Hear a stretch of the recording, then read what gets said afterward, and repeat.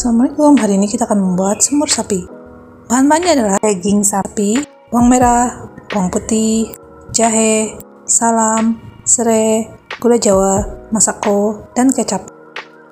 Pertama kita akan menghaluskan semua bumbu dengan blender. Masukkan sedikit minyak untuk memudahkan proses memblender.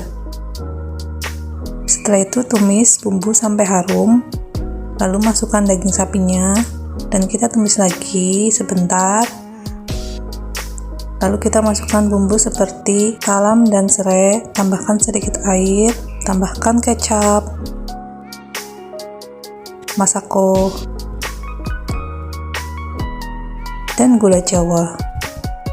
Kita masak sampai daging benar-benar matang dan air mengental. Seperti ini hasilnya. Selamat mencoba.